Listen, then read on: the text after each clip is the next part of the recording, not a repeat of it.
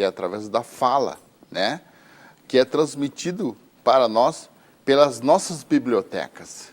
Quais são as nossas bibliotecas? São os velhos, né? Os velhos, os anciões das nossas aldeias, do nosso povo, é que detêm esse conhecimento. Isso, aos poucos, quando você vai tendo a tua faixa etária de idade, você vai recebendo esses conhecimentos. Porque não é de um dia para o outro que você recebe totalmente isso. Por exemplo, inclusive, eu tenho conhecimentos ainda que eu ainda não aprendi da minha cultura, porque ainda não cheguei a um amadurecimento específico para poder receber aquele conhecimento.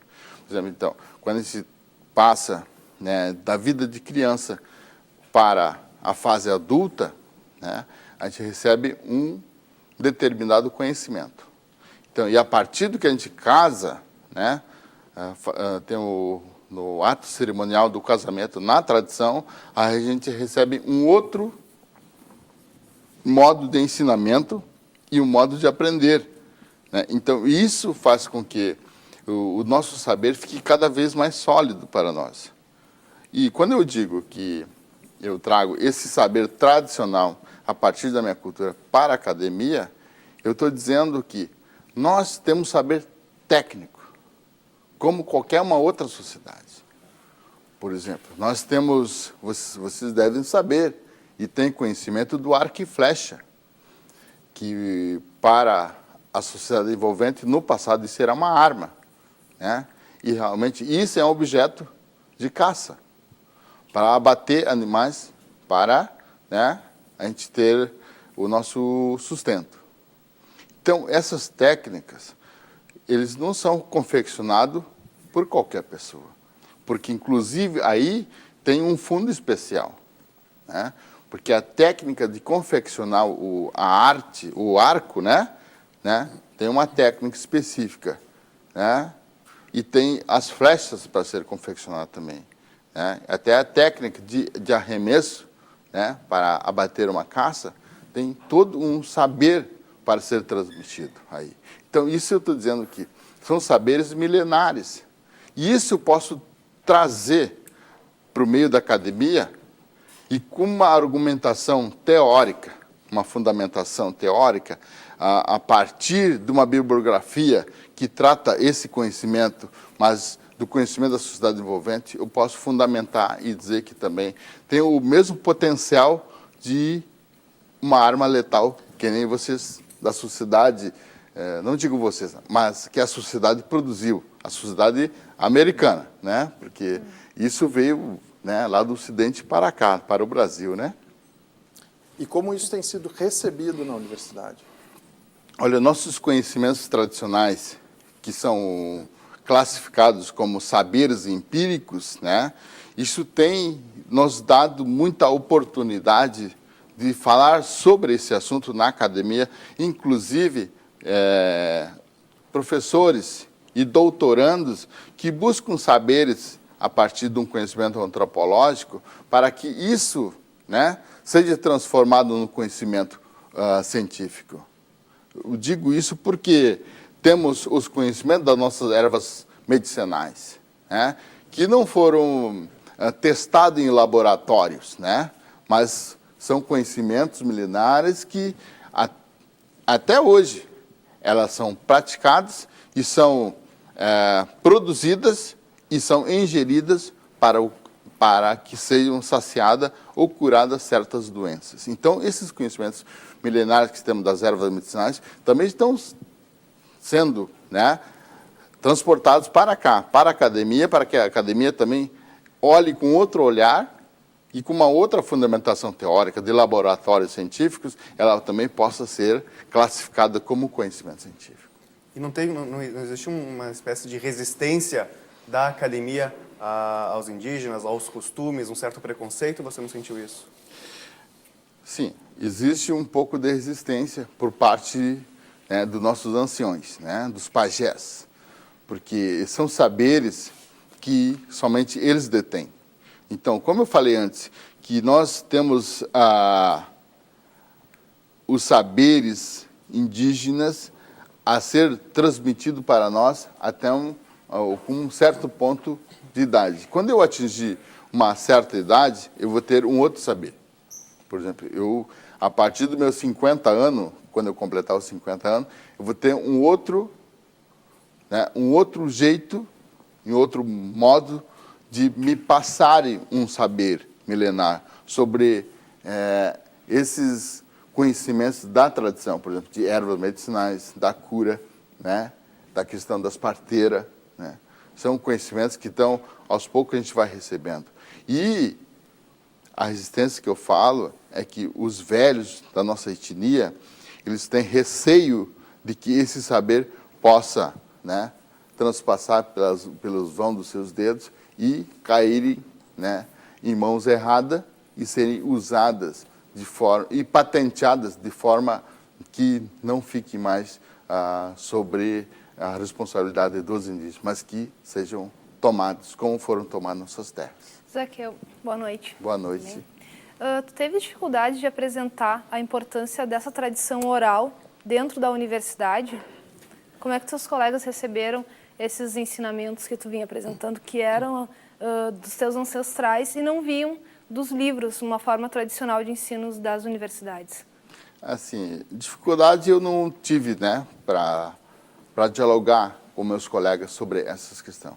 A dificuldade que eu senti é da resistência que alguns colegas tiveram para absorver isso, né?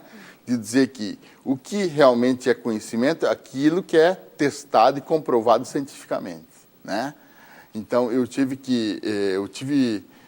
o prazer e o desprazer, né, de informá-los, né, de como é possível, né, a partir de um conhecimento tradicional, um conhecimento empírico, traduzir esses saberes para os meus colegas, dizendo que é possível, sim, que este saber possa dar resultado e comprovar realmente que existe, né?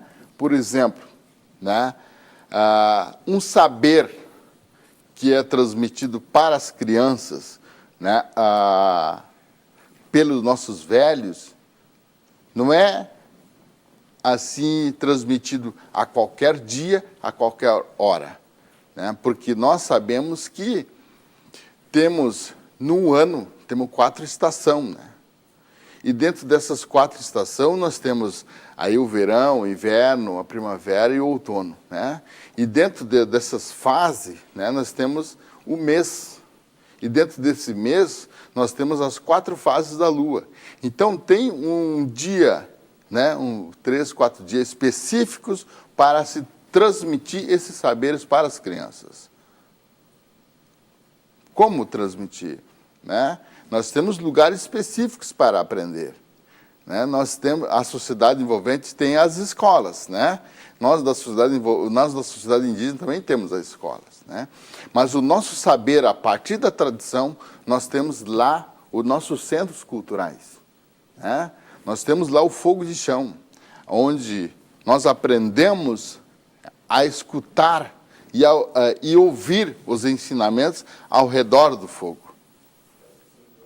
E como fizemos isso? Nós fizemos isso, né, grudado, deitado na Mãe Terra. Então, é um ouvido, né, com o corpo descoberto com a Mãe Terra e um ouvido escutando o ancião transmitir o saber para nós. Então, esses são alguns exemplos que eu mostrei que é possível, sim, aprender algo sem estar dentro de 4 paredes numa sala de aula. Hoje você vive numa comunidade indígena. Isso. Muitas pessoas pensam que morando em Porto Alegre, eu estaria morando numa cidade uma selva de pedra, né? Não, eu moro numa comunidade indígena. Desde que eu vim para Porto Alegre, né, nós conquistamos um espaço de sustentabilidade com a Prefeitura de Porto Alegre para construirmos um lugar para nós vivermos juntos, né? Então, lá, hoje, eu moro numa aldeia indígena chamada Aldeia Indígena Fangdito, que é a Lomba do Pinheiro, né, onde eu moro com a minha família, com meus filhos. Meus filhos estudam na escola indígena, né, e eu moro lá. Exatamente nesse sentido, eu ia perguntar como é que é o acesso das crianças indígenas hoje à escola básica. Ela diferencia muito de 30 anos atrás, quando você entrou na escola? Sim, atualmente, né, é como eu disse, né, que a nossa cultura, a cultura indígena, ela não é estática, né? Ela está sempre em movimento. E quando ela está em movimento, as culturas se transformam. Então, atualmente, as nossas crianças, hoje, né, elas estão assistindo à televisão, né? Elas estão vendo o que acontece no dia a dia na comunidade, né? Eles estão vendo que a escola está posta lá na comunidade, a comunidade própria está fazendo com que a escola fosse gerida pelos próprios professores indígenas, né? Então, isso faz com que as crianças tenham, né, o acesso mais rápido, né? Por exemplo, hoje nós temos as crianças que estão participando da sala de aula com 6, 7 anos de idade, né? E falando a nossa língua, é claro, né? E aos poucos está sendo inserida, né, esse outro modelo que é colocado para a sociedade. Mas aqui tu falaste da Lomba do Pinheiro, eu visitei na segunda-feira uma aldeia Guarani, que também fica na Lomba, lá do cacique Cirilo. Onde foi dado uma terra para eles agora, né? Sim, vão ganhar mais 17 hectares, eu acho. Isso. E aí me chamou a atenção que ao chegar, assim, tinha casas com antenas de TV via satélite, né? Então, é uma pessoa, mesmo a aldeia tentando viver os costumes guaranis, estão inseridos também na sociedade envolvente. Aí eu pergunto sobre a TV, sobre a influência que chega diretamente na casa dos índios de hoje, uma cultura que é basicamente uma cultura europeia branca, né? Então, aí eu pergunto como isso interfere nos costumes guaranis, como o que chega pela TV interfere na sociedade indígena. Então, né, a televisão, e digo também a nossa especificidade de ter buscado um conhecimento no mundo acadêmico a partir da educação escolar, né? Isso não nos classifica com menos indígena ou mais indígena. Eu acho que reafirma, né, a nossa posição étnica, né? Porque a televisão ela só vai trazer mais informação para ser adaptado no mundo da sociedade indígena, né? E não vejo que a sociedade se adaptaria, né, ao mundo da mídia, né? Que nós não somos uma sociedade consumista, nós somos uma sociedade orgânica, né? Então, portanto, isso, né, não influenciaria no dia a dia da nossa comunidade, né? Eu diria que ela acrescenta algo para que a sociedade indígena fique, né, assim, conectado com o mundo da mídia, observando o que acontece lá fora, né, e que não acontece dentro das comunidades indígenas, para que essa mesma sociedade se policie, para que algo não venha acontecer dentro da sociedade, né? Então, seria um alerta, né, mas que não seria um objeto de adaptação da sociedade para tal, né?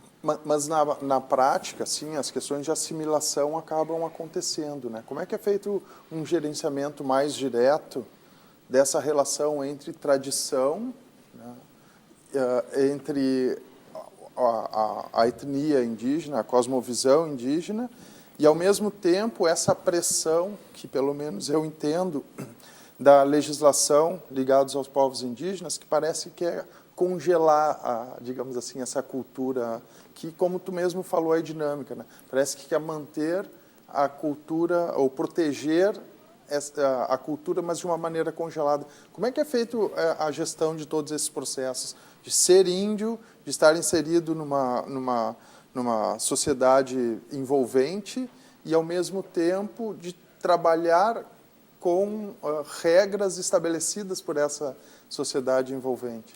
Zaqueu, peço que segure a resposta um pouquinho, porque o Frente a Frente faz um breve intervalo, nós já voltamos.